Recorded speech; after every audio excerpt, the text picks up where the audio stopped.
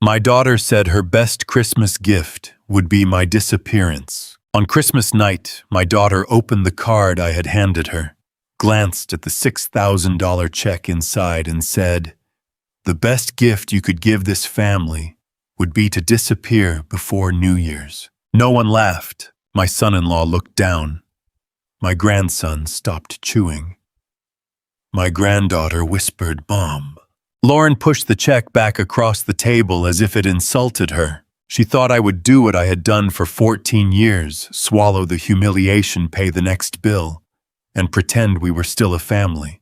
Instead, before sunrise 2 days later, I left one envelope beneath my late wife's blue ceramic bird and walked out of the house without waking anyone. At 6:12 that morning, my phone began ringing. By 6:25, Lauren had called 17 times. I answered only once. 12 days later, she gathered our relatives in my dining room to prove that I was a bitter old man destroying his own family. She did not know my son-in-law had finally decided to tell the truth. My name is Martin Cole.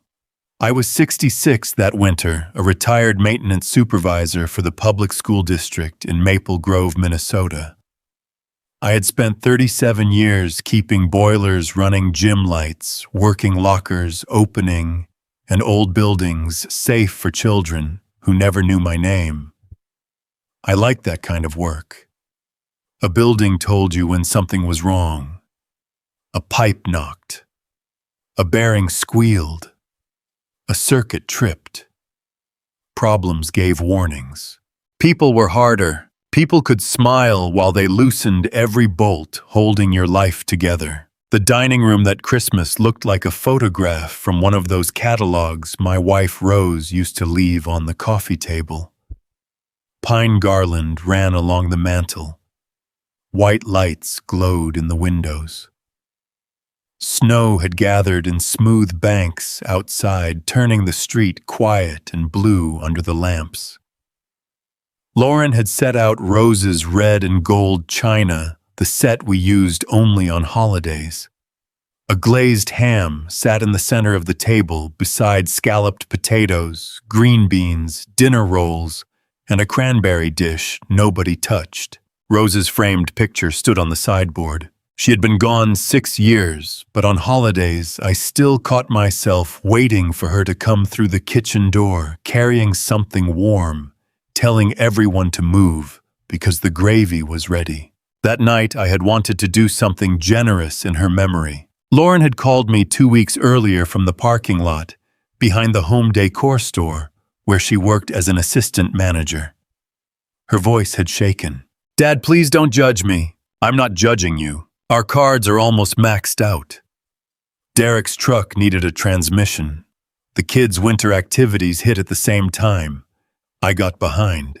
How far behind? She had gone quiet before telling me. I should have said no. Instead, I asked her to send me the balances. That was how it always happened. A crisis arrived. Lauren cried. Derek promised things would change. I opened my checkbook, moved money from savings, or picked up extra repair work long after retirement. Then the crisis disappeared along with any memory that I had solved it. The $6,000 check was not all they owed, but it was enough to keep the highest interest card from swallowing them. I had placed it inside a Christmas card with a painting of a snowy church and written "Love, Dad." I waited until dessert because I wanted the moment to feel peaceful. Lauren tore open the envelope while scrolling through her phone. Her hair was still perfect from the pictures she had taken in front of the tree. She glanced at the check, then looked again. $6,000, I smiled carefully.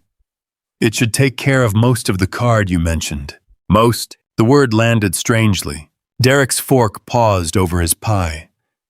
He was 43, broad-shouldered, soft around the middle, and permanently between opportunities.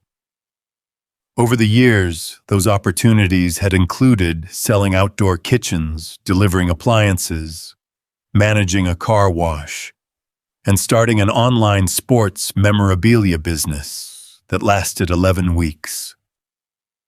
At the time, he was doing occasional estimates for a roofing company and telling everyone a full-time position was coming after the holidays. I thought it would help, I said. Lauren set the check on the table. You always think money fixes everything. I looked at her, certain I had misunderstood. You called me because you needed money. I called because I was scared. There's a difference. All right? No, it's not all right. She leaned back and folded her arms. You wait until we're desperate, then you step in so you can remind us how much we need you. Ava, my 16-year-old granddaughter, stared at her mother. Noah, 13, looked down at his plate. I kept my voice low. I have never reminded you of this money. You don't have to. You sit there with that disappointed look. What look? That one. Derek cleared his throat. Lauren, maybe we should talk about this later. She turned on him so quickly that he flinched. Later is how we got here. Everyone keeps protecting Dad's feelings while the rest of us live around him. I felt the room change. The lights were still warm. The ham still shone under the chandelier. Snow still pressed softly against the windows. Yet the table suddenly felt like a stage, and I realized Lauren had arrived with a speech already prepared. Live around me, I asked. She laughed once without humor. You occupy the best room. You control the thermostat. You ask where we're going. You question every purchase. You act like this is still your house. I stared at her. It is my house. There was a silence so deep I heard the refrigerator start in the kitchen. Lauren's mouth tightened. Exactly. That sentence. Every time. Your house, your money, your rules. I bought this place when you and Derek couldn't qualify for a loan. I sold the little house your mother and I owned. I used the equity for the down payment. My name is on the mortgage because the bank would not approve yours, and you have made sure we never forget it. I have made almost every payment because you wanted to keep control. I looked at Derek. Is that what you think? He studied the crust of his pie as if an answer might be hidden there. Ava said Grandpa doesn't control us. Lauren's eyes flashed. Stay out of this. She's sitting at the table, I said. She can speak. See, Lauren pointed at me. You undermine me in front of my children. I defended her right to finish one sentence. You always make yourself the reasonable one. I felt heat rising under my collar. I had spent my career handling emergencies without shouting. A frozen pipe did not improve because you yelled at it. I tried to bring the same discipline home. What is this really about, Lauren? For 1 second, she looked frightened instead of angry. Then she reached for the anger again. I'm 41 years old, she said. Women I went to school with own homes. They take trips. They don't have to ask their fathers whether they can paint a room or replace a couch. I spend all day arranging expensive furniture for people who have more in one room than I have in my whole life. Then I come home and still feel like a teenager living under Dad's roof. You are not a teenager. Then stop treating me like one. I have never stopped you from renting your own place. With what Derek's seasonal checks, my store salary, we can barely keep up now. That is not because of me. Her jaw tightened. We found a town outside Knoxville. Derek's friend says he can get him into a restoration crew. The cost of living is lower. I could transfer stores. We could finally start over. Then start over. We need money to do it. Derek stared at his plate. I understood before she said it. The house, I said. Lauren leaned forward. A realtor came last Tuesday while you were at physical therapy. The room went silent again. Ava looked at her mother. You said that woman was from the insurance company. Lauren ignored her. She thinks the house could sell for a little over $500,000 if we paint and update the upstairs bathroom. You brought a realtor into my home and lied to the children about it. We needed information. You photographed my bedroom. She photographed the rooms. That's what realtors do. Something cold settled in my chest. Rose's chair was in that room. Her book still rested beside the bed. The blue ceramic bird Ava had painted with her sat on the writing desk. Lauren had staged my memories for a sale I had never agreed to. What did you plan to do with the money? I asked. She glanced at Derek. He finally spoke. Pay the mortgage off. Clear our cards. Put money down in Tennessee. And the rest, Lauren answered. Derek would need equipment. We'd need moving costs. And me, you could buy a small condo. With what share? She hesitated just long enough. We thought maybe $60,000 would be enough for a down payment.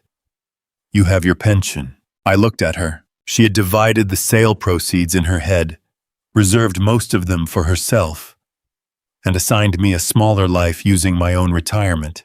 Derek rubbed his hand over his mouth. Lauren, he said quietly, we never should have had the realtor come without telling him. She turned on him. Don't start backing away now. I'm not backing away. I'm saying that part was wrong. That part, I asked. He did not answer. Lauren pushed the check farther toward me. Keep it. $6,000 doesn't fix this. 2 days earlier, I had postponed a dental procedure because insurance would not cover all of it. I had told myself my tooth could wait until spring. Lauren had not asked how I was in months. I thought you needed it, I said. We need freedom. From me. Yes. Ava whispered, Mom, please stop. Lauren looked straight at me. The best Christmas gift you could give this family would be to disappear before New Year's. The world became painfully clear. I saw cranberry sauce on the tablecloth. Derek's left hand shaking beside his glass. Noah blinking too quickly. Rose smiling from the photograph behind Lauren.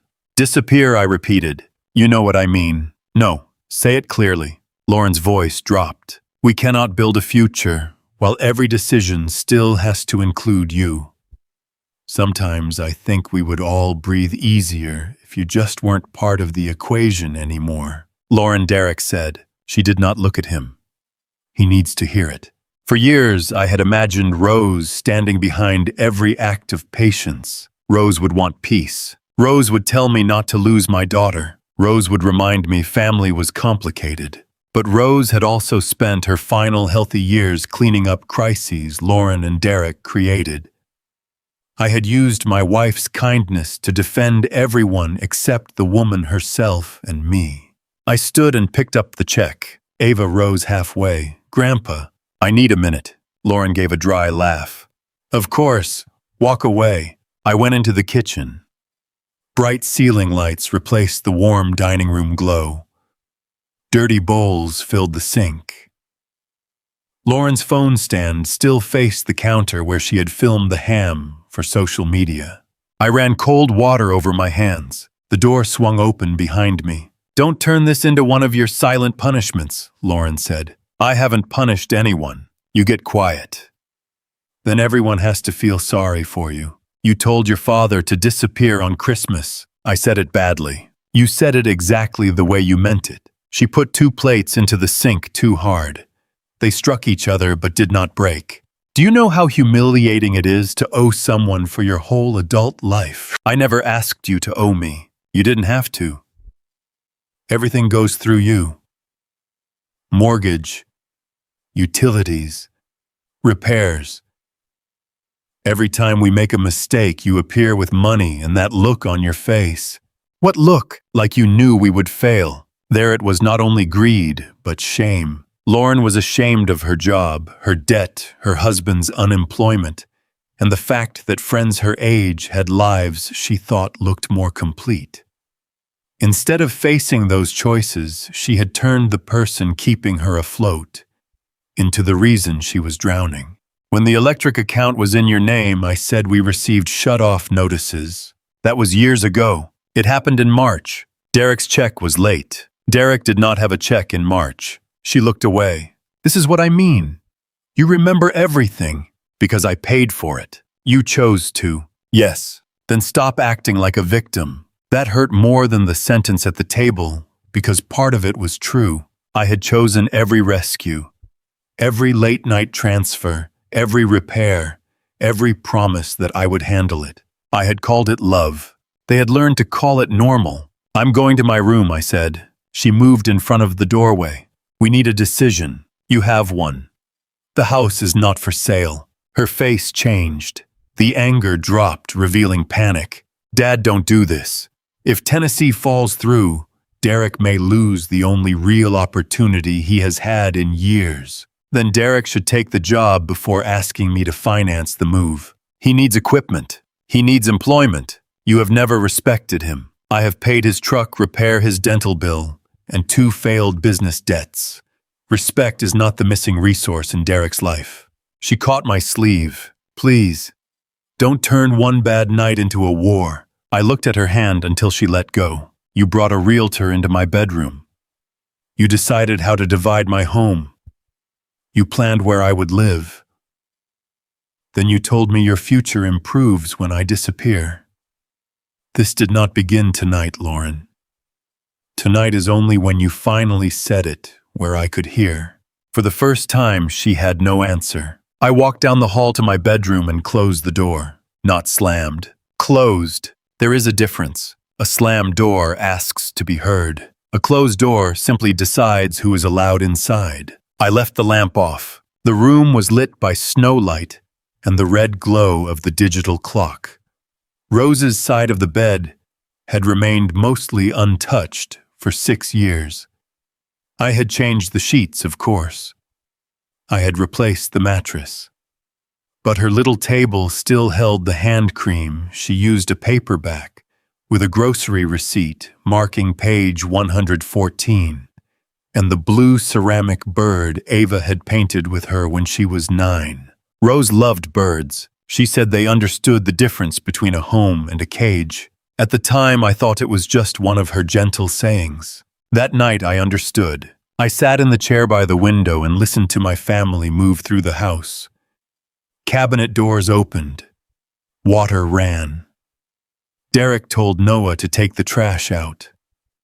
Lauren's voice became bright and normal, the voice she used when a scene was over and everyone was expected to cooperate with forgetting it. Ava knocked once. Grandpa, I did not answer immediately. She knocked again, softer. It's me. I opened the door. She stood in the hallway, wearing the green sweater Rose had knitted for her years ago. The sleeves were too short now. Her eyes were red. I'm sorry, she said. You didn't say it. I should have stopped her. You are 16. It is not your job to stop your mother from speaking. She didn't mean it. I looked at her. Ava's face crumpled. Okay, she whispered. Maybe she did. But she's been angry all month. Dad keeps talking about Tennessee. Mom says this house is the only chance they have. Did they talk about selling it with you? She nodded. What did they say? That we'd move after school ended.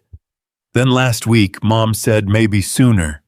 She said you would agree once everybody explained it together. Everybody. Aunt Diane. Uncle Pete. Grandma Hayes. She said if the whole family told you, you'd understand.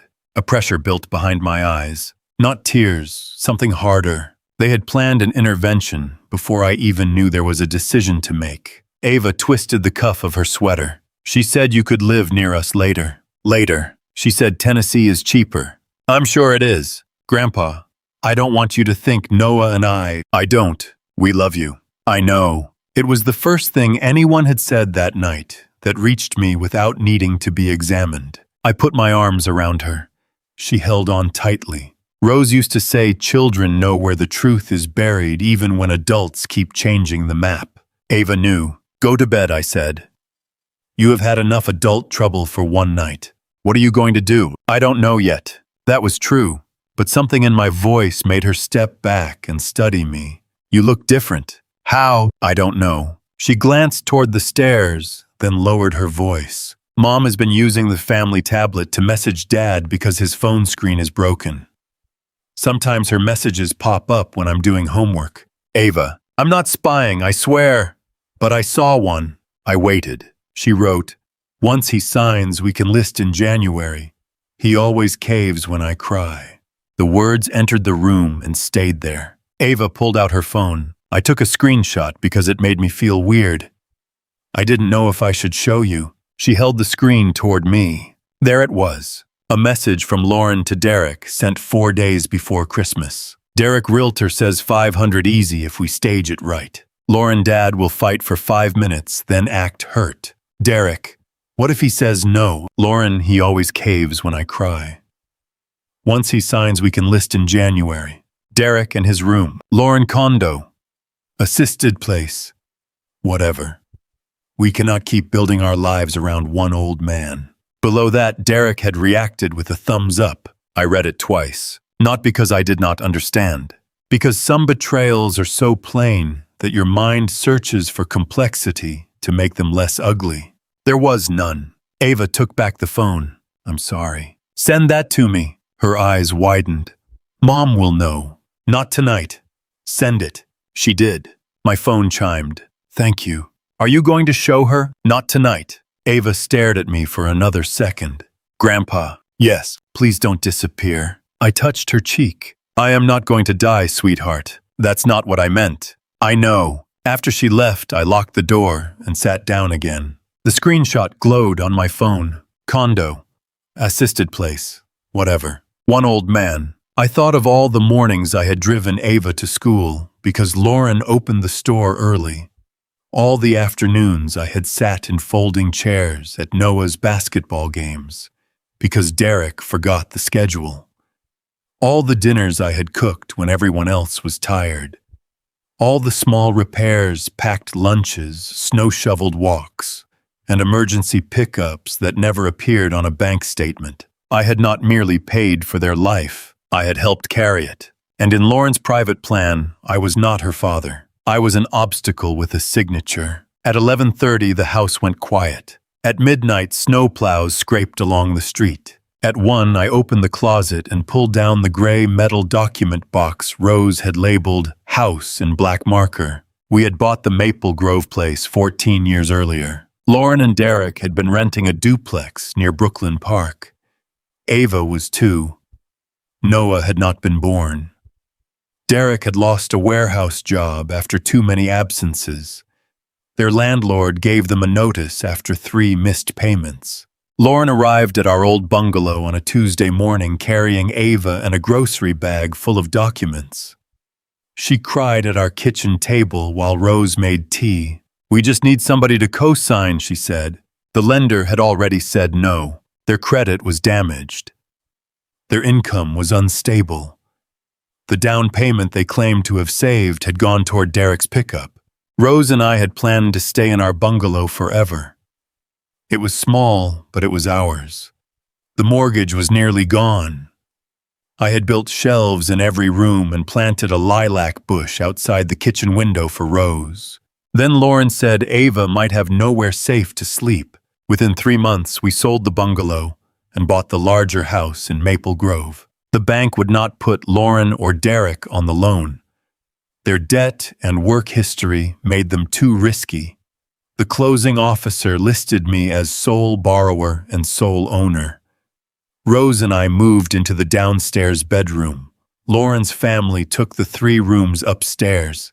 The arrangement was supposed to last 2 years. 14 years later, I was still paying most of the mortgage. Rose never complained. Not directly, but in her final year, when pain kept her awake, she once said, "Martin, we saved them so many times, they never learned the shape of their own strength." I had taken it as worry. Now it sounded like warning. The papers in the box were not dramatic.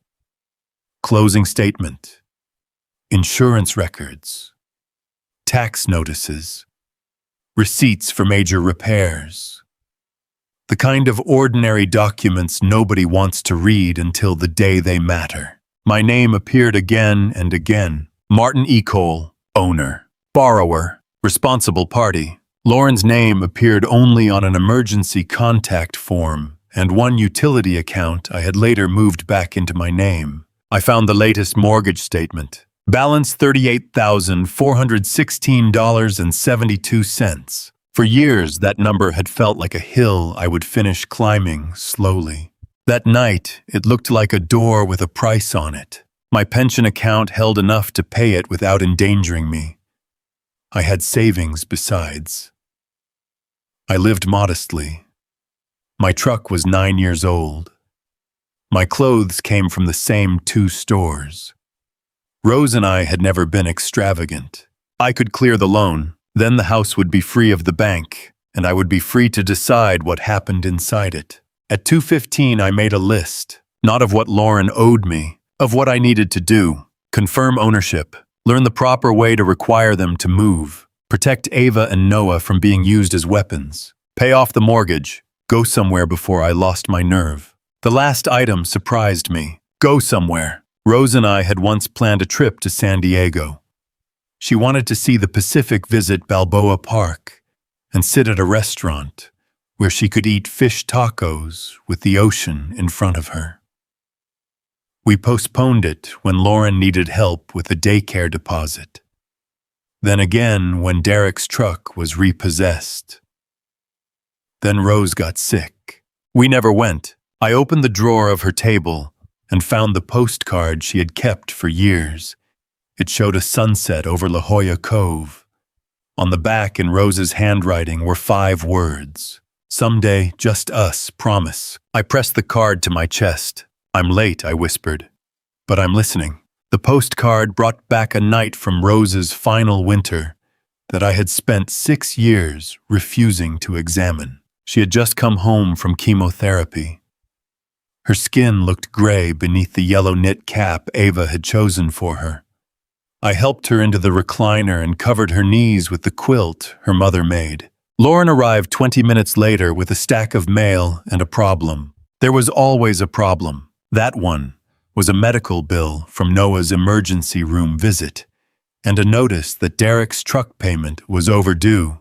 Lauren stood in the kitchen whispering as if keeping her voice low made the request smaller. We only need $2,000 until tax season. I opened the banking app on my phone. Rose watched from the recliner. Martin, she said. I looked up. Not tonight. Lauren's eyes filled immediately. Mom, Noah was sick.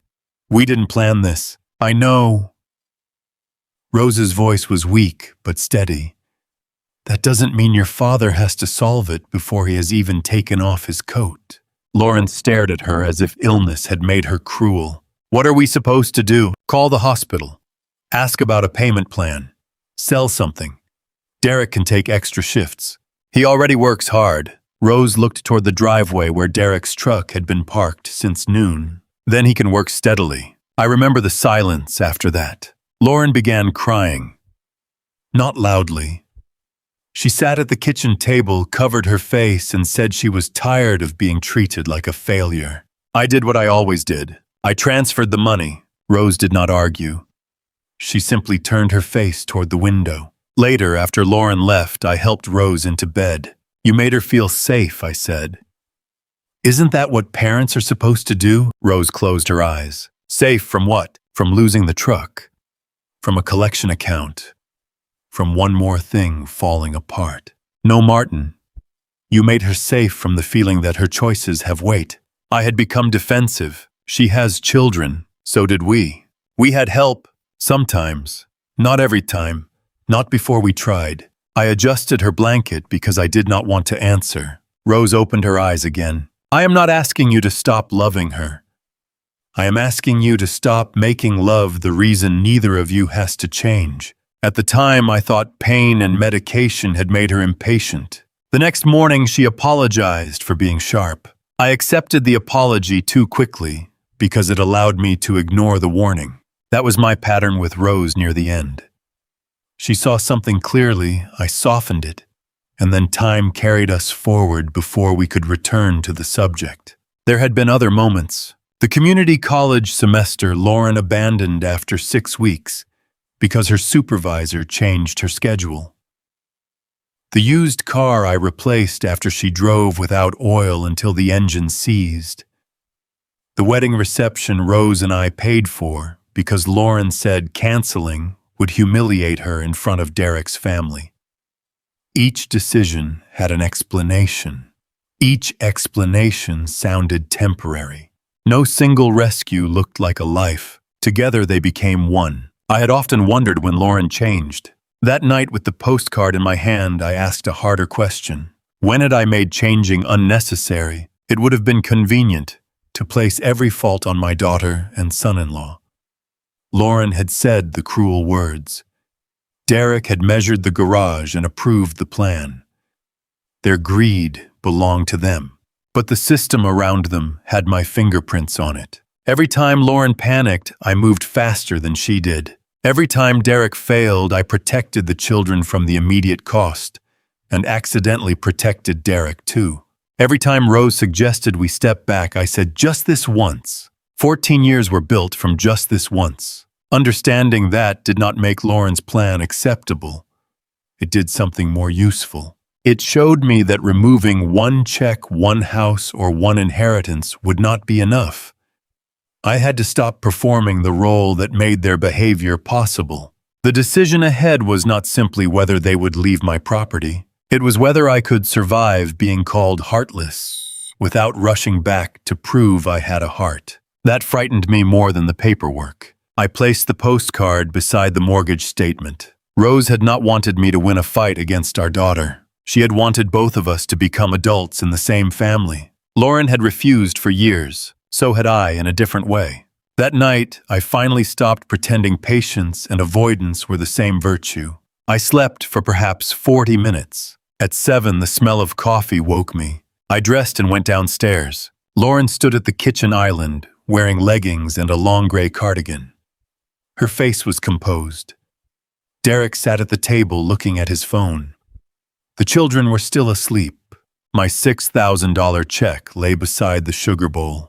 Lauren poured coffee into a mug. "We need to reset," she said. I took a cup from the cabinet. "Reset. Last night got emotional. You wished me out of your life." I said it badly. "What was the better version?" She closed her eyes briefly. "Dad, I don't want to fight. Neither do I." "Good. Then let's be practical." Derek slid a folder across the table. A real estate company's logo was printed on the cover. Inside were photographs of my house, a suggested listing range, and a page titled, "Preparing Your Home for Market." They had photographed my bedroom, my bed, Rose's chair, the blue ceramic bird. Something inside me went still. The realtor made a preliminary packet, Lauren said. "Nothing is signed. You let her photograph my room. She needed to understand the space. You went through my room while I was at therapy. We opened a door. You staged my life for sale." Derek finally looked up. "Martin, we are trying to find a solution that works for everyone. Tell me how it works for me. We pay off the remaining mortgage," he said, gaining confidence. "After fees, there should be around $200,000 in equity. We use part for a place in Tennessee. You use part for a condo here." "How much part?" He hesitated. Lauren answered. "We thought 140 for us, 60 for you." I almost admired the boldness. "You plan to give yourselves most of the proceeds from a house I bought and paid for. We raised a family here. I helped raise that family. You would not need much space," she said. "And condos have maintenance included." I looked at her. "Did you already choose one?" "There's a 55-plus building near Arbor Lakes. A 55-plus building. Condo. Assisted place, whatever." My daughter had shopped for the container she intended to place me in after emptying my house. I picked up the listing packet. For 1 second, Lauren smiled, believing the ritual had begun. Dad resists. Dad sees numbers. Dad worries. Lauren cries. Dad signs. I tore the packet once down the middle. Derek stood. "What the hell?" I tore it again and placed the pieces in the recycling bin. "This house is not for sale." Lauren's face hardened. "You're proving everything I said." "No. I am answering a question you never had the courage to ask honestly. You are going to trap us here." The front door opens from the inside. "We have invested 14 years in this place. Name one mortgage payment you made last year." Her mouth opened. Nothing came out. "Name one." "We paid for groceries." "Sometimes." "We handled the lawn." "I paid Noah to mow it." Derek pushed his chair back. "I don't have to sit here and be insulted. You didn't sit here when the furnace failed either. You went to a sports bar while I replaced the blower motor." Lauren slammed her mug down. "This is why Mom was miserable." The room became silent. She had used Rose the night before. Now she reached for her again, because every other weapon had failed. I set my coffee on the counter. "Be very careful. You think she liked spending retirement taking care of your mistakes." "My mistakes." She wanted to travel. She wanted her own life. But you kept making decisions for everybody. I stared at her, almost unable to breathe. Rose had wanted to travel. Rose had postponed travel because Lauren called. Rose had spent her final healthy years babysitting, cooking, and filling the gaps Lauren and Derek left. But my daughter had rewritten even that. "You're right about one thing," I said. Lauren blinked. "Your mother wanted a life beyond this house." I picked up Rose's San Diego postcard from my pocket. I had carried it downstairs without realizing it. I should have listened to her sooner. Lauren's eyes moved to the postcard. "What is that? Something that does not belong to you." I walked away. Behind me, she called, "We're not done." I did not turn. For the first time, I said, "I think we are." By 9, I was in my truck. I drove 12 minutes to the small brick office where my old friend Samuel Price practiced family and property law. Sam had helped Rose and me write our wills years earlier. His office smelled like coffee and peppermint, and he still kept candy in a glass bowl shaped like a trout. He read the closing papers, checked the county record, and looked over the mortgage statement. "The house is yours, Martin," he said. "I know whose name is on it. I need to know whether I can make them leave without turning the next month into a courtroom circus." He studied me. "What happened?" I told him about Christmas, the realtor, the proposed split, and the message Ava had shown me. When I finished, he removed his glasses. "Rose worried about this." I looked up. "She talked to you once, near the end. She said you were strong everywhere except the place where Lauren cried." The sentence hurt because it sounded exactly like Rose. Sam explained the rest in ordinary language. "My daughter and son-in-law had no ownership interest. Since there was no lease, I could give them written notice and enough time to arrange housing. 30 days was reasonable.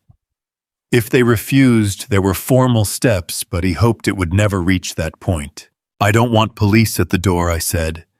"I don't want the kids watching adults drag furniture into the snow." Then make the boundary clear and leave them room to obey it. "What about Ava and Noah? You decide what help remains safe. They are not losing their grandfather because their parents tried to take his house." Sam nodded. "Good. Boundaries are not revenge, Martin. But people who benefited from you having none may call them that." He prepared one short notice. No dramatic legal threats. No pages of technical language. A move-out date, the property address, and my signature. I signed it. From Sam's office, I drove to the bank. The remaining mortgage balance was $38,416.72.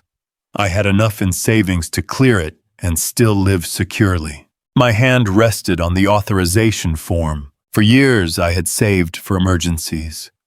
Lauren's emergencies, Derek's emergencies, the children's emergencies.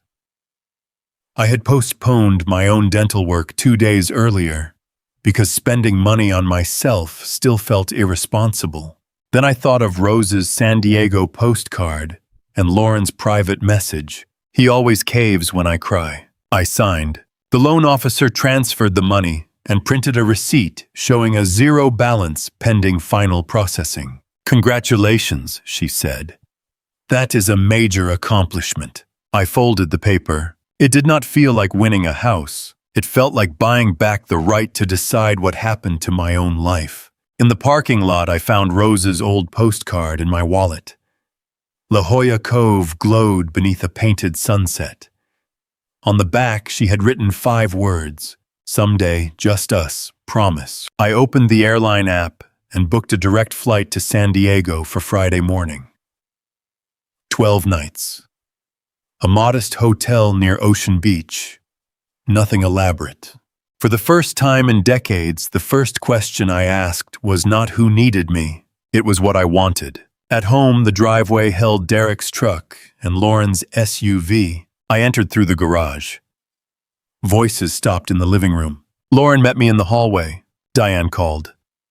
"Why are you telling people private family business? You called her first."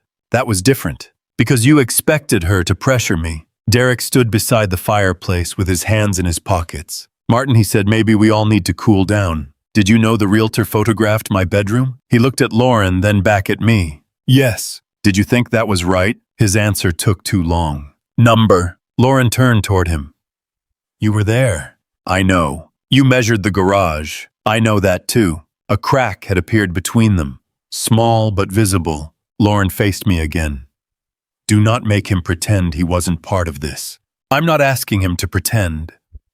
I'm asking whether either of you can say one honest sentence without checking what it costs first.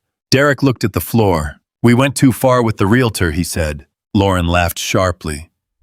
Now you want to be the good guy? No, I just said we went too far. I took off my coat. The house is not for sale. You already said that, Lauren replied. I am saying it once more so nobody can later claim they misunderstood.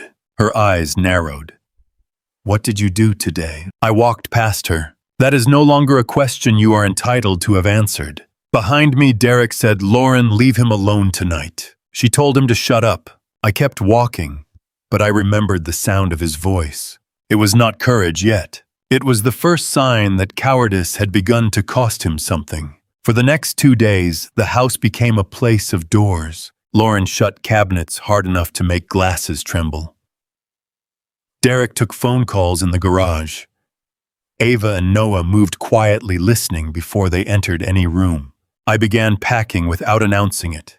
3 pairs of jeans, 2 light shirts, a sweater for the flight home, walking shoes, Rose's postcard and the paperback she had never finished. I placed the blue ceramic bird in my suitcase, then took it out again. It belonged in the house, or perhaps I needed something of hers with me. I could not decide. Wednesday afternoon, Pastor Glenn called. Lauren attended his church irregularly, usually when she needed help collecting donations for a school event, or wanted someone respected to agree with her. Martin, he said, Lauren tells me the family is facing a serious rupture. That is one way to describe it. She says there was a painful argument, and that you may be making a permanent decision while emotions are high. Did she tell you a realtor had already photographed my bedroom? He paused. Number. Did she tell you she planned to give herself most of the sale proceeds? Number. Did she tell you what she said at Christmas? She said words were exchanged. Then you do not know enough to counsel me yet. His voice remained gentle. That may be fair. Would you be willing to meet with us? Not before I leave. Leave. I am taking a trip. Martin's sudden travel after a family conflict can look like I bought an airline ticket. Another pause. I don't want you isolated. I have been living in a full house and feeling isolated for years. He did not argue with that. After we hung up, I heard Lauren in the hallway. You made him think I lied. I opened the bedroom door. You gave him half a story. I was trying to get help. You were trying to build a majority. She stepped inside before I invited her. Her eyes went to the open suitcase. Where are you going? I'll tell you when I choose. You cannot just leave. I have traveled before. Not like this. Like what? Angry. Secretive.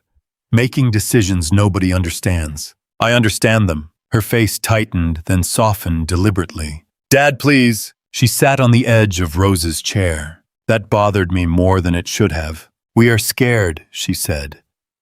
The Knoxville job may not wait. The realtor said January is the best time to list.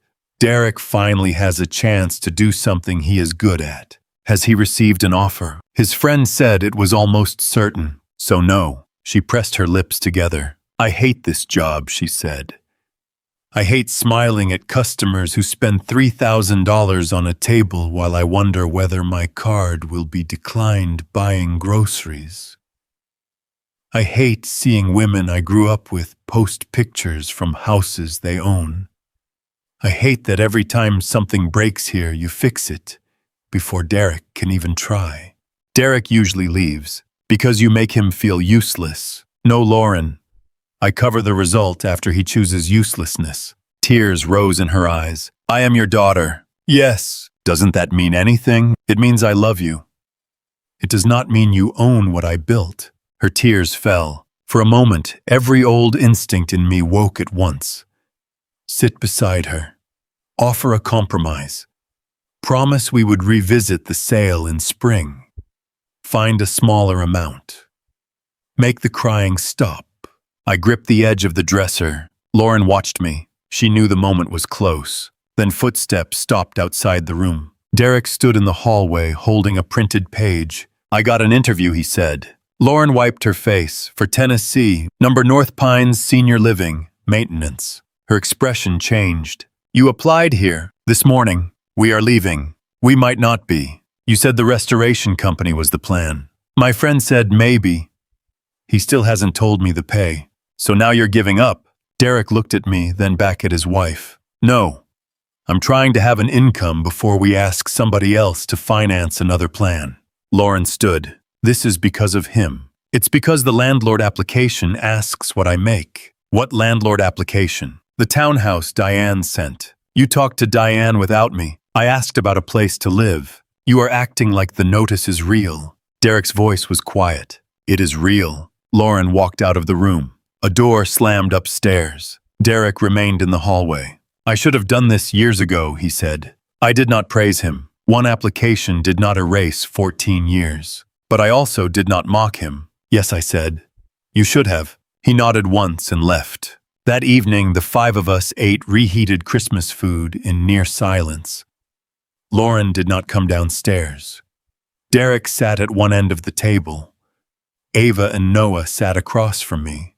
Halfway through the meal, Noah asked, "Are we going to be homeless?" Derek closed his eyes. "No," I said. "Mom said Grandpa is throwing us into the snow. I am asking your parents to find another home. If they need time to arrange that you and Ava can stay here or with Aunt Diane. You will go to school. You will have food. Nobody is putting you outside. Why can't we all stay? Because your mother planned to take the house. Because your father let her. Because I had reached the end.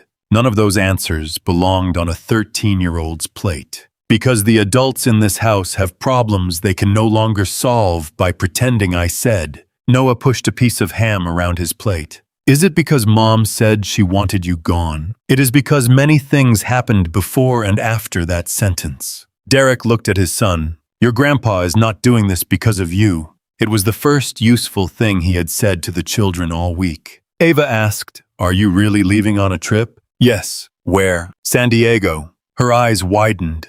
"Grandma wanted to go there." "I know." "Will you come back?" "Yes." "Promise." "I promise." After dinner, Ava helped Noah with homework while Derek filled out the rental application at the kitchen island. I watched from the doorway. The scene was ordinary, but the balance had changed. Derek was doing something because nobody else had made it painless. The children were hearing facts instead of Lauren's fear. I was present without taking over. It felt unfamiliar. It also felt possible. Thursday morning, the paid-in-full statement arrived by email. I printed 2 copies. The words were plain. Loan balance $0. Account status satisfied. I expected triumph. Instead, I thought of Rose budgeting at the kitchen table, moving grocery money to cover Lauren's daycare, then insisting she did not mind. I had finished paying for the house. Rose had paid too. Not only with money, with postponed mornings, canceled trips, and patience everyone mistook for an unlimited resource. I wrote the letter after lunch. The first draft was angry. I listed every payment repair and broken promise. Then I tore it up. The second sounded like a school incident report. I tore that up too.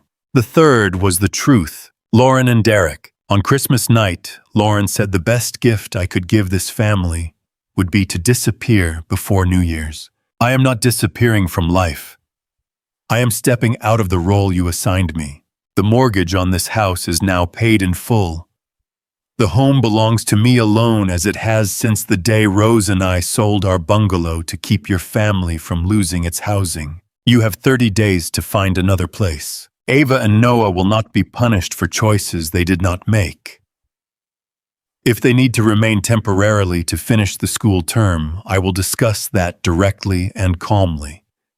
Their education savings remain protected for education. They are not available for a move, a business, or debt. This is not a negotiation about equity. You have no equity here. You have years of shelter help, childcare repairs, and second chances. I gave those things because I loved you. I will not allow you to convert my love into ownership. You told Derek that I always cave when you cry. You were right for a long time. Not anymore. I am taking the trip Rose and I postponed until postponing became forever. Do not follow me. Do not involve the children in messages. Do not call relatives to bargain on your behalf. Use the next 30 days to build the independence you said I prevented you from having. You wanted a life without my help. This is your opportunity to create one. Martin. I read it aloud. It did not sound vengeful. It sounded finished. I attached the screenshot, the paid-in-full statement, and Sam's notice. 4 pages enough to establish reality without turning my life into a trial. I slid everything into a cream envelope and wrote, Lauren and Derek read together. That afternoon, Lauren knocked on my door one final time. She did not come in. Dad. Yes. I'm sorry I said disappear. I waited. She added, but you know I didn't mean it the way you're taking it. There it was. An apology with an escape hatch. I heard you, I said. That's all. That's all I can give you tonight. She stood there for several seconds, perhaps waiting for the old pattern to resume. Then she walked away. Friday morning, my flight left at 8:40. The airport ride was scheduled for 5:30. At 4:45, I woke before the alarm. The house was dark. Snow brushed softly against the windows. The furnace hummed beneath the floor. Somewhere upstairs, a pipe clicked as the heat moved through it. I dressed quietly. When I lifted my suitcase, the ceramic bird shifted inside. I opened the bag, took it out, and held it in both hands. Blue glaze, one crooked wing. Ava had painted Rose on the bottom in purple marker. I could not take it. Not yet. Instead, I carried it to the writing desk in the dining room. Rose had used that desk for Bill's birthday cards and letters to people who still believed handwritten words mattered. I placed the envelope beneath the bird.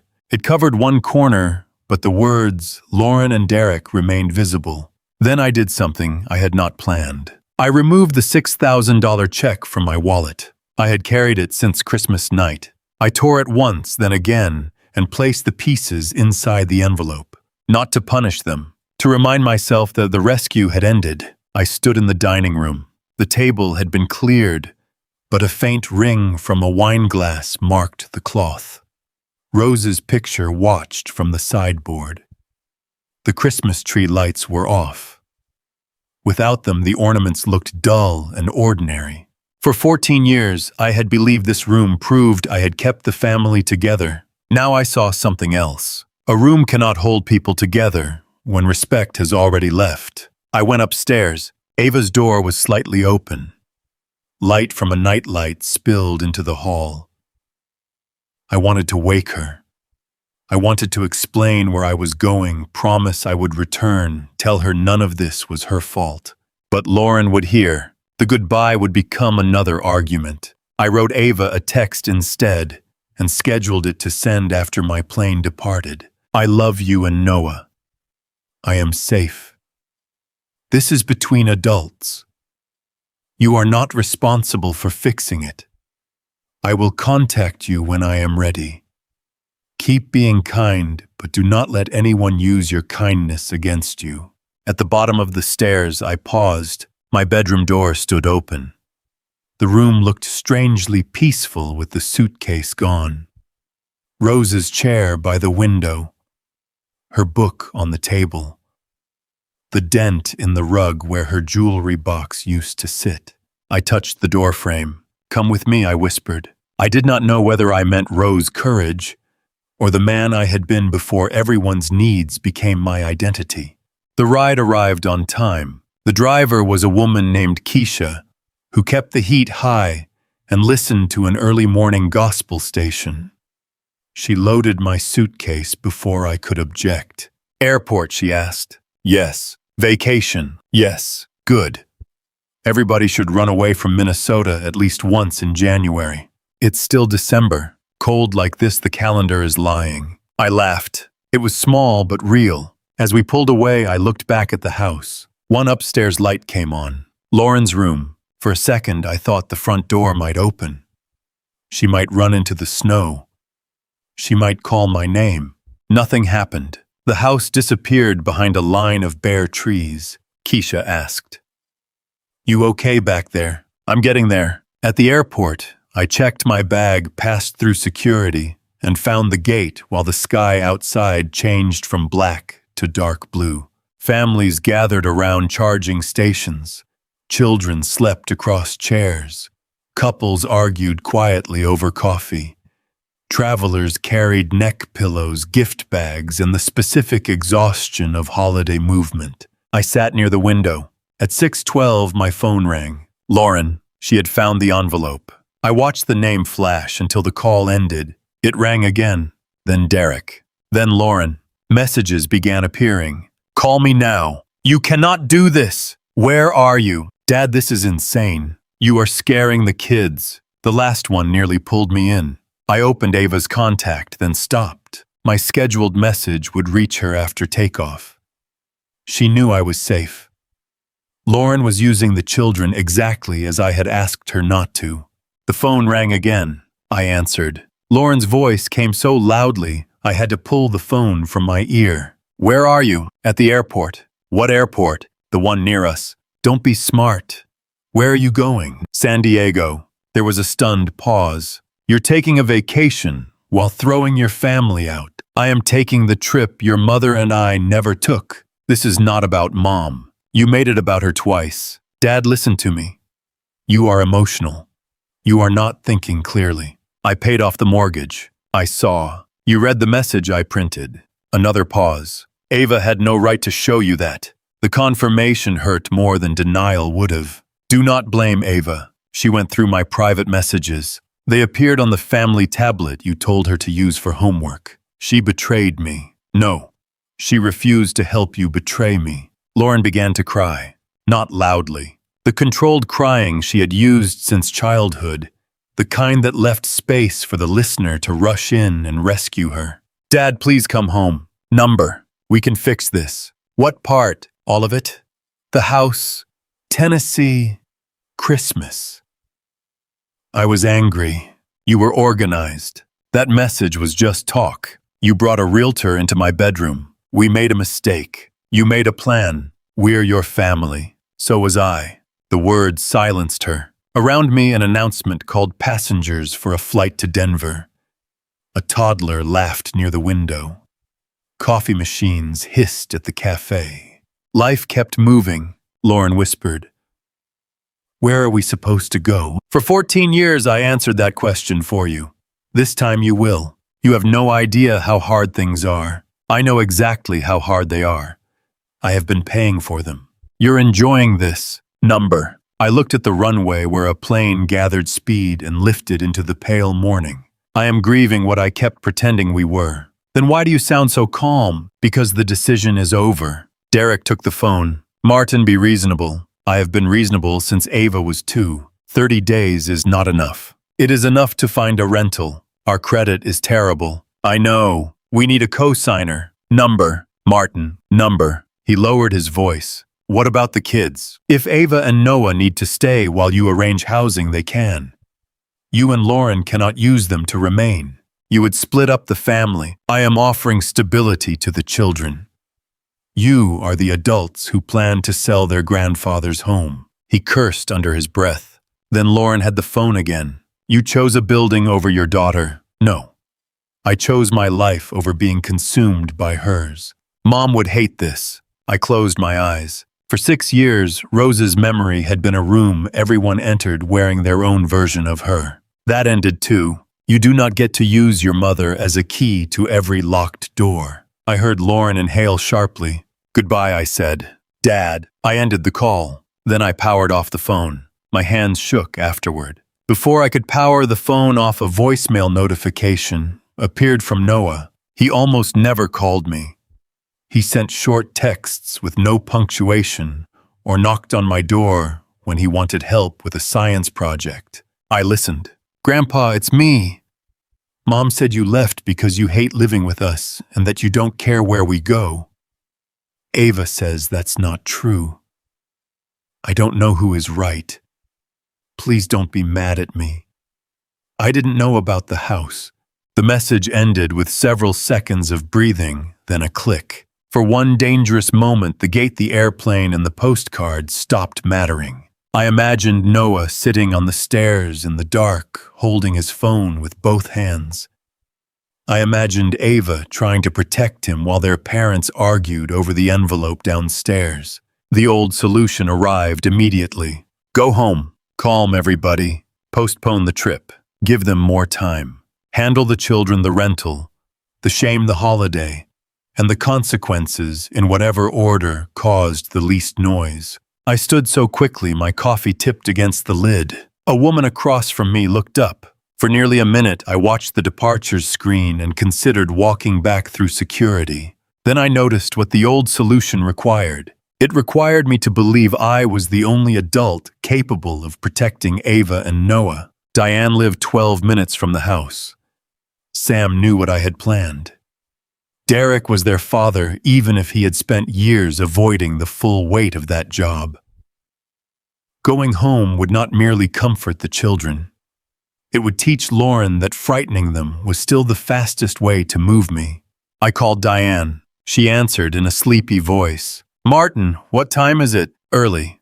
I need a favor. What happened? Lauren found the envelope. She is telling the kids I abandoned them. Diane became fully awake. Where are you? At the airport. You actually booked the trip? Yes. There was a pause. Good. The word surprised me. I need you to go to the house. Take Ava and Noah for breakfast if they want to leave. Tell them I am safe and that I will return. What did you put in the envelope? A move-out notice. 30 days. The mortgage is paid. The children can stay with me or you if housing becomes a problem. Diane was silent for several seconds. Lauren told me you threatened to sell everything and disappear with the money. I have not decided whether to sell. I am going to San Diego because Rose and I never went. Oh, Martin. The softness in her voice nearly broke me. I should have taken her. You were taking care of everybody. That is the problem. Diane exhaled. I'll get the kids. Do not fight with Lauren in front of them. I won't. Do not promise that I will change my mind. I won't do that either. And if Lauren says I am confused, tell her she can speak to Sam. Sam knows. Yes. Then you thought this through more carefully than she said. I thought about it all night. All right, get on the plane. I sat back down. You make that sound easy. It won't be. Get on anyway. After we ended the call, a text arrived from Derek. I am sorry about the message. Lauren is blaming Ava. I told her to stop. The kids are safe. I have an interview Monday at North Pines. I know that doesn't fix anything. I read it 3 times. Derek had spent years allowing Lauren to become the voice of their household because her anger protected him from having to take a position. Now, with the safety net removed, he had made 2 small choices: defend Ava and apply for work. They were not redemption. They were movement. I typed back only, do not use the children to contact me. Make sure they know I will return.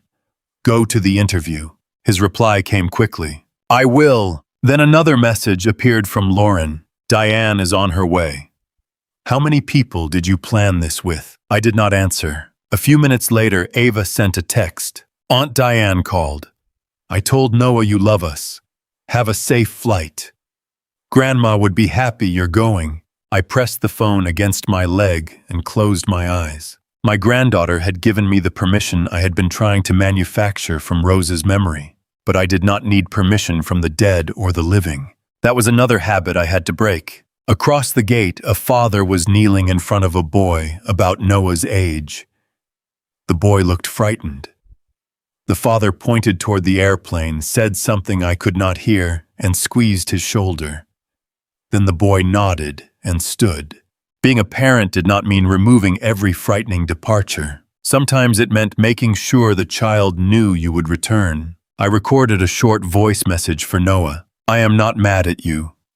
I love you and Ava. I am safe and I will come home. The adults are responsible for what happens next. You are responsible for being 13, going to school, and taking care of that science project you keep avoiding. Listen to Aunt Diane. I'll talk to you when I'm ready.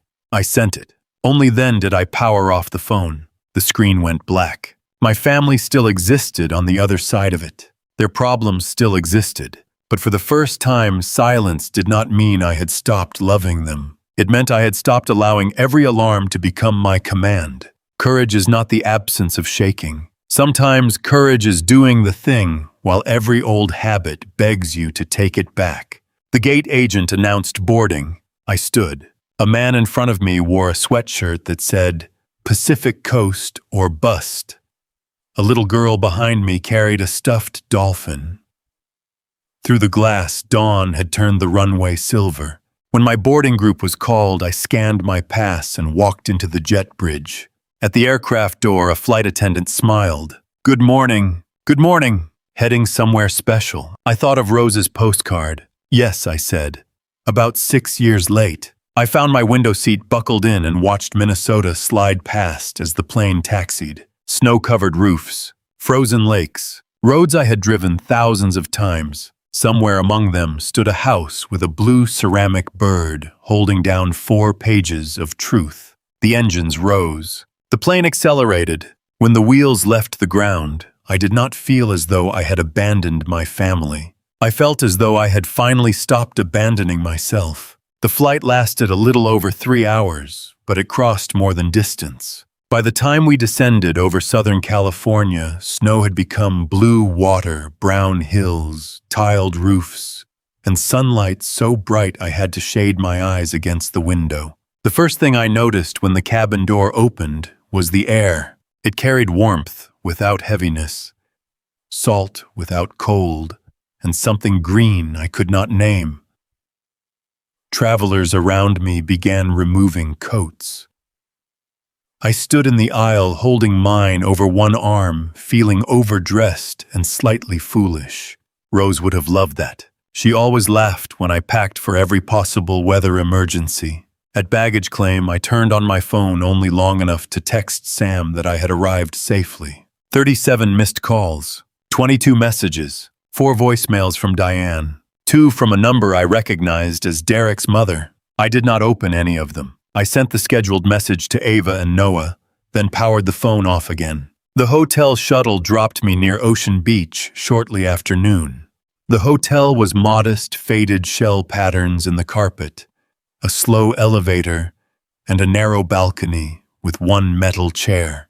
Between 2 buildings, I could see the Pacific. I set my suitcase down and opened the sliding door. Warm salt air entered the room. For a long time, I stood with both hands on the railing. I made it Rose. A gull screamed from the roof below, ruining the solemnity so completely that I laughed. Then I cried. Not the controlled tears I had allowed myself at Rose's funeral, while worrying that Lauren might become upset. I cried for the trip we never took, the bungalow we sold, the years Rose spent helping me hold together a family that had learned to treat us as an emergency fund. No one knocked. No one needed me to stop. The ocean kept moving. When I could breathe normally again, I washed my face and walked to the beach. Surfers carried boards toward the water. Dogs ran in frantic circles. A man played guitar near the pier, while children chased gulls through the sand. I bought 2 fish tacos from a stand painted turquoise and carried them to the seawall. Rose had wanted fish tacos by the ocean. I placed one beside me. "For you." A gull immediately lunged for it. I snatched the taco away and laughed harder than I had in months. That first evening, I watched the sun go down from the end of the pier. The city behind me looked smaller. The ocean ahead looked endless. My problems had not disappeared. They had changed size. The next morning, I turned my phone on for 5 minutes. 41 missed calls. Messages from Lauren, Derek, my sister Diane, and Derek's mother. Lauren's messages moved from anger to accusation to panic. "You are abandoning your grandchildren. Everyone thinks this is cruel. Call me before I tell the family what you did." One voicemail from Derek was different. "Martin, it's me. I'm not asking you to call back. I found the notice. Lauren is losing it. The kids are with Diane today. I should have stopped the realtor. I knew it was wrong and I went along because the money would have solved a lot for me. That's the truth. I don't know what happens now." He sounded tired rather than rehearsed. It was not an apology yet, but it was the first time Derek had named his own benefit without hiding behind Lauren. I saved the voicemail. Then I read an email from Ava. "Grandpa, we are safe. Noah thinks you left because of us, so I showed him your message. Mom is angry that I sent you the screenshot. Dad told her to stop yelling at me. They had a huge fight. He said the realtor was a mistake and that she should delete the Facebook post. She told him he was weak. Aunt Diane says we can stay with her if we need to. Please tell me you are okay." I replied that I was safe, that she and Noah were not responsible for fixing anything, and that their education savings would remain protected. I told her not to argue on my behalf. Then I called Diane. She answered immediately. "I owe you an apology," she said before I could speak. Lauren came to me crying, and I believed the first version I heard. What changed? Ava showed me the message. Then I saw the realtor packet. And Lauren admitted what she said at dinner, though she keeps calling it one emotional sentence. "Are the kids all right?" "They're with me." Noah is quiet. Ava is furious. "I don't want them turned against their mother." "I know. Help Lauren find a rental if you can. Do not give her money." Diane was silent. "She has already started telling people you are confused from grief." I looked at the water. Of course she has. She posted a picture with the kids on the front steps. The caption says, "You chose property over family." Did the kids agree to the post? Number. Then save it. Do not argue under it. You're not going to defend yourself. Not to strangers who think a photograph is evidence. Diane exhaled. "You sound different. I am standing beside an ocean. It makes everybody else's opinions look smaller." After the call, I powered the phone off and left it in the hotel safe. That afternoon, I carried Rose's paperback to Balboa Park. Her grocery receipt still marked page 114. Milk, bananas, coffee, chicken thighs, children's cold medicine. Even the place she had saved for herself had been marked by what everybody else needed. I sat beneath a broad tree near the reflecting pool and began at page 115. For 20 minutes, I read the same paragraph without understanding it. A young father nearby tried to calm a crying little girl who wanted a balloon. He knelt, spoke softly, and waited while she exhausted herself. He did not buy the balloon. He did not threaten her. He simply stayed present while allowing the answer to remain no. The scene was so ordinary that I nearly missed what it showed me. Love could remain in the room after refusal. I had spent years believing a boundary meant leaving someone alone with pain. So whenever Lauren became frightened or ashamed, I removed the pain as quickly as I could. I never stayed long enough for her to discover she could survive it. My phone was locked in the hotel safe, but I felt its pull from miles away. What if the townhouse rejected them? What if Noah could not sleep? What if Lauren missed work because she was crying? What if Derek failed the interview? The questions arrived in the same order they always had, each one making my intervention feel urgent and noble. I closed the book. Then I asked a question Rose might have asked. What if they handled it? The possibility felt almost disrespectful. It also felt like faith. Not faith that Lauren would behave well. Not faith that Derek would transform overnight. Faith that other adults could experience the weight of their own lives without my hands underneath every consequence. I opened the book again. This time I finished the chapter. Before leaving the park, I visited the botanical building Rose had circled in an old travel magazine. Orchids hung from branches. Water lilies floated in a long pool. The place was crowded, imperfect, and more beautiful than the photograph she had saved. I did not imagine that Rose was literally beside me. Grief had taught me the difference between comfort and fantasy, but I carried what she had tried to teach me. That was enough company. For 2 days, I did almost nothing useful. I read Rose's unfinished paperback on the balcony. I walked through Balboa Park and stopped wherever I wanted. I ate breakfast at noon. I bought a haircut without checking whether somebody else needed the money first. On the fourth morning, I rented a bicycle at Mission Bay. I had not ridden in 20 years. I wobbled down the path, nearly struck a trash can, and heard a man laughing from a bench. "Jeans on a bicycle," he called. Tourist mistake. His name was Calvin Brooks, a retired Navy electrician in his late 60s. He wore a faded cap and fed bread to ducks beneath a sign telling him not to. We talked about electrical systems, dead wives, bad knees, and children who mistook parental help for a permanent service. I told him enough of my story to explain why I had arrived alone after Christmas. "My son didn't speak to me for 2 years, Calvin said. "What happened?" "I stopped paying his rent." "Did he come back?" "Yes." "Did you forgive him?" "Before he apologized." Calvin threw the last piece of bread toward the ducks. "I just didn't give him another key." That sentence stayed with me. We rode together the next 2 mornings. Slowly. We ate pancakes afterward and told stories about Rose and his wife, Marlene. Calvin did not give speeches. He complained about his knees cheated when we raced, and reminded me that a person could miss his child without reopening the same door. On the 6th day, Diane sent me Lauren's social media post. The picture showed Lauren sitting on my front steps with Ava and Noah pressed beside her. Neither child smiled. "Christmas should be about family," the caption read, "but sometimes the people you trust most choose property and punishment over love.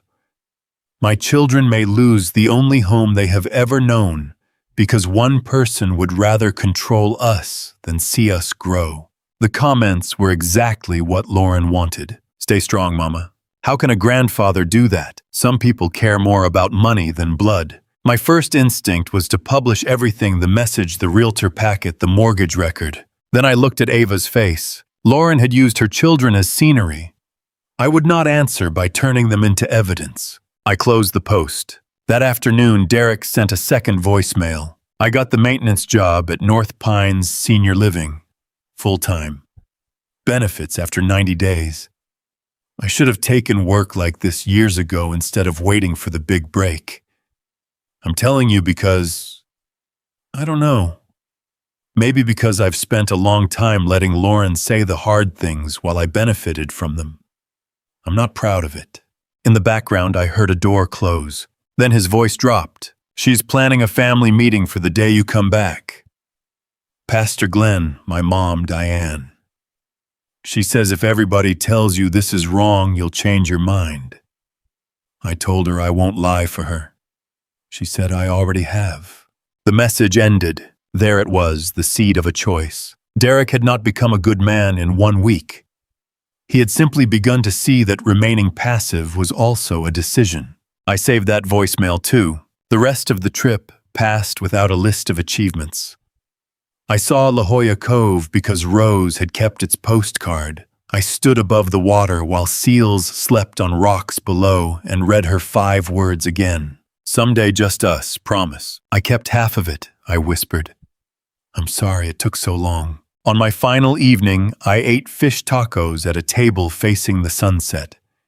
I opened the notebook I had bought in the hotel lobby and wrote 3 lines. "Helping is not the same as carrying. Forgiveness does not require another key. A father can love his daughter and still refuse the life she demands from him." The words did not make me feel powerful. They made me feel steady. When the sun touched the horizon, people along the seawall lifted their phones. I left mine in my pocket. For years, I had lived as if every good moment had to be interrupted by somebody else's need. That evening, I let the sky finish. The next morning, I packed Rose's postcard beside my clothes and headed home. My flight home landed in Minneapolis on a Thursday afternoon. The temperature was 9 degrees. Cold struck my face when the airport doors opened, and I laughed aloud after 12 days beside the Pacific. Diane picked me up near baggage claim. "You're tan," she said. "You sound offended. In January, it's rude." On the drive, she told me Lauren and Derek had applied for 3 rentals. 1 rejected them. 1 wanted 2 months' deposit. A townhouse 15 minutes away would approve them if Derek could show steady income. He started the maintenance job Monday, Diane said. He has not missed a shift. What about Lauren? She keeps saying you'll change your mind at the meeting. Who is coming? Pastor Glenn. Derek's mother, Susan. Me. The kids will be there because Lauren says this is about their home. No cousins, no neighbors. I told her if she turned it into a public spectacle, I would leave. That was one improvement already. The house appeared beneath a gray sky. Lauren's SUV stood in the driveway. Derek's truck was gone. He was still at work. Inside boxes lined the living room wall. Family photographs had been taken from the shelves. Rose's recliner remained by the window. My eyes went to the writing desk. The blue ceramic bird was missing. Lauren appeared in the dining room doorway, wearing a navy dress and pearl earrings. Dad, where is your mother's bird? What? The blue bird from the desk. I packed some things. Find it. Her face tightened. We have people waiting. They can wait. Do not come home and start giving orders. I looked around the room. My name is still on the door you opened to let them in. For a moment, neither of us moved. Then Ava came down the stairs. It's in the box marked dining room, she said. Mom dropped it when she was packing. Lauren spun toward her. Ava, I opened the box myself. The bird lay beneath a table runner. One wing had chipped. A small triangle of blue glaze was gone. Ava covered her mouth. It was an accident, Lauren said. I was upset. I held the bird carefully. For years, I had treated everything Rose touched as if one more break would erase her. But love did not live in perfect glaze. I set the bird beside Rose's photograph on the mantel. Now we can talk. Before anyone sat down, Ava stepped forward and hugged me. She held on harder than usual. You came back. I promised. Noah remained near the stairs, trying to look older than 13. I opened one arm and he crossed the room quickly. For a few seconds, both children were against me and Lauren stood 3 feet away watching. The expression on her face was not simple jealousy. It was fear that their love for me proved something against her. I released them first. Go wash your hands, Lauren said. We are starting. Ava did not move. Mom told Pastor Glenn you might be confused, she said to me. Lauren's face flushed. I said grief can affect judgment. You also asked Aunt Diane whether Grandpa's doctor could make him give you control of the house. Susan inhaled sharply from the dining room. Lauren turned on Diane. You told her. I told Ava you could not simply take control because you were unhappy with his decision, Diane said. She was frightened.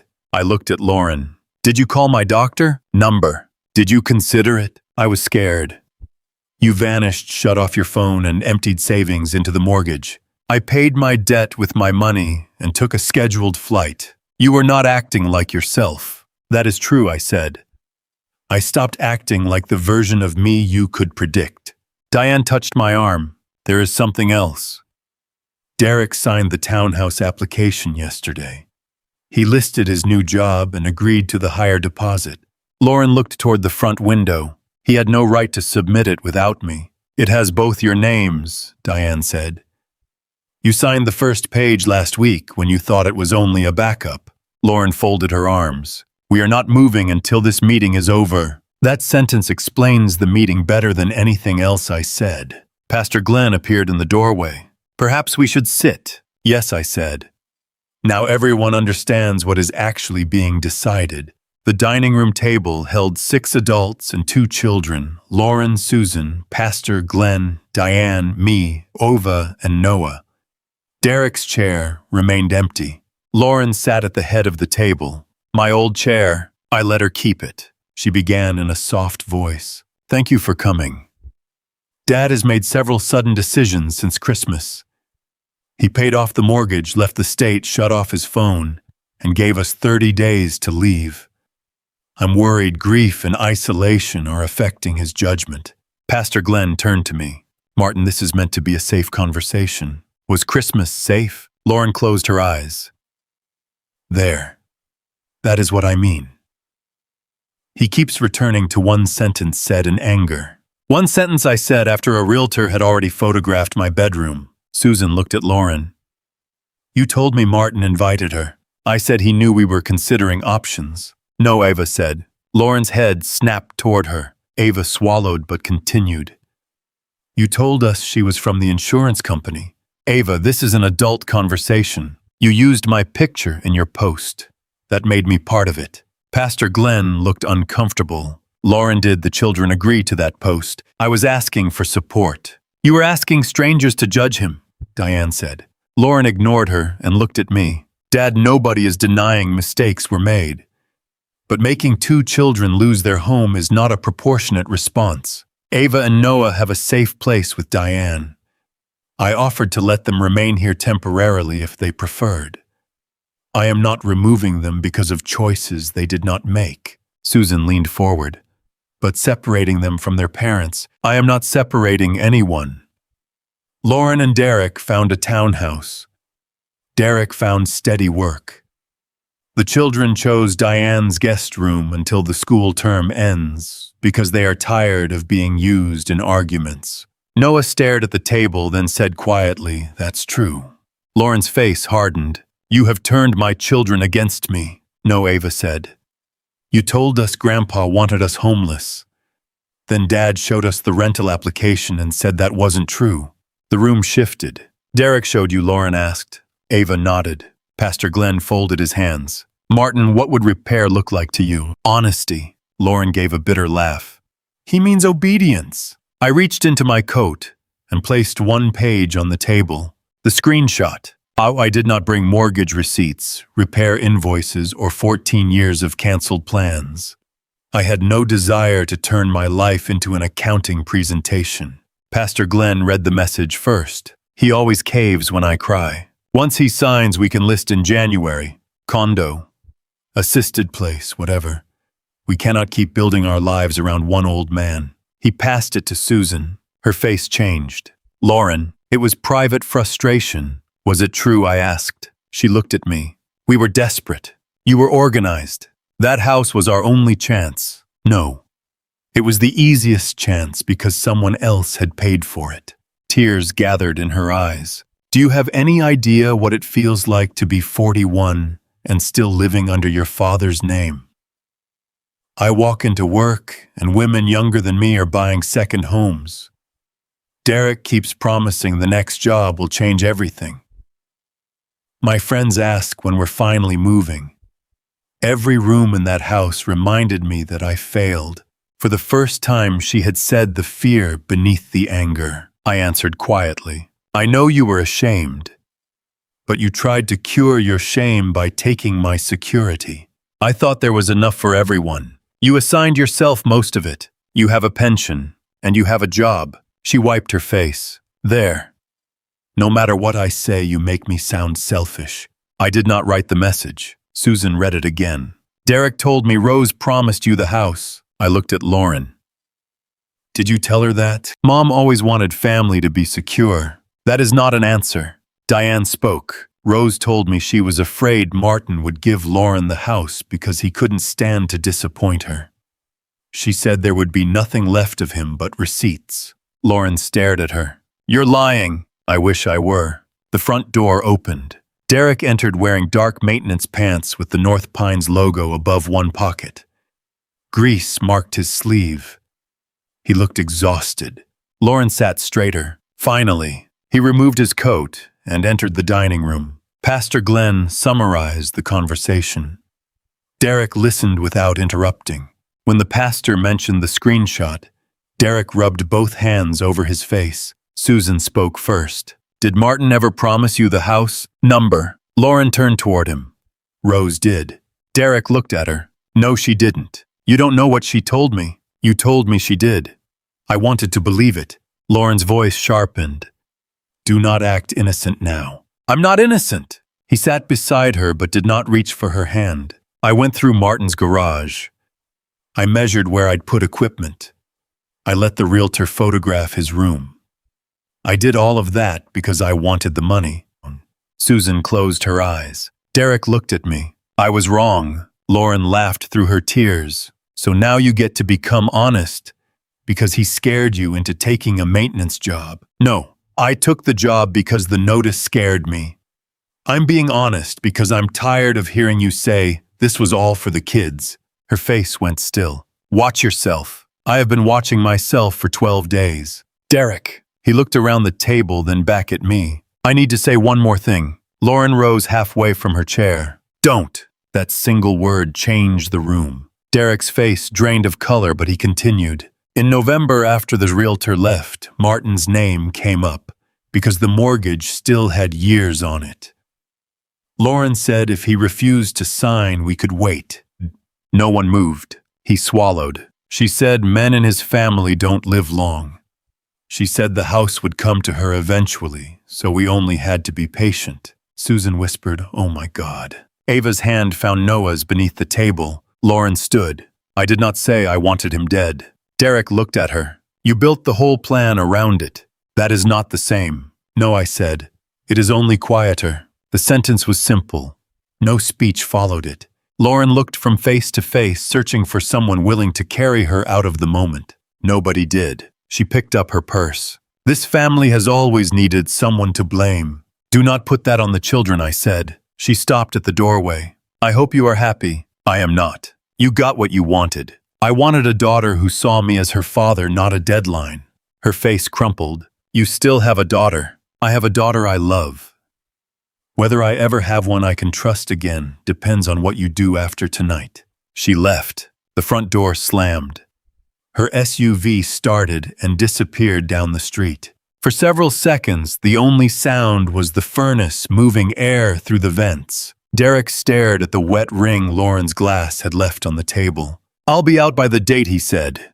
Good. I'm sorry. I believe you are sorry tonight. He nodded as if he understood the limit of that answer. Pastor Glenn closed his notebook. I came prepared to ask whether grief had impaired your judgment, he said. Next time somebody brings you an older person's anger, ask how long they were expected to swallow the cause before you call the reaction sudden. He nodded. I will. Susan removed the unused tissue from her hand. I can help them with the townhouse deposit. That is your decision, I said. Just understand what you may be teaching them. She looked at her son in his work uniform. I think this time they need to pay most of it themselves. Diane released a breath she had been holding. The meeting ended without a vote. There was never anything to vote on. After everyone left, Diane helped clean the spilled water. Ava and Noah remained at the table. Noah looked at me. Are you mad at us? Number. Mom says you don't want the family anymore. I want a family where love does not require one person to disappear. Ava touched the wave pendant I had brought her from California. Will you forgive her? I don't want to carry hatred. That isn't what I asked. She had always been direct. I may forgive her. Trust will take longer. What if she never apologizes? Then I will love her from a distance. Noah frowned. How do you love somebody from a distance? The same way you can love the ocean without living in it. 2 weeks later, Lauren and Derek moved into the townhouse. Derek kept the maintenance job. He sold the pickup with the expensive payment and bought an older sedan. Susan helped with a small part of the deposit, but Lauren and Derek covered the rest. Lauren did not speak to me during the move. When the movers carried out the couch, they scraped the hallway wall. Derek offered to repair it. I'll handle the wall, I said. Old words, but this time I meant the wall only. Ava and Noah stayed with Diane until the school term ended. They visited me every Sunday. One afternoon, we repaired Rose's chipped ceramic bird with gold-colored resin Ava ordered online. She wanted to hide the crack. I did not. The gold line remained visible against the blue glaze. It looks different, Noah said. It is different, I replied. That doesn't mean it has to be thrown away.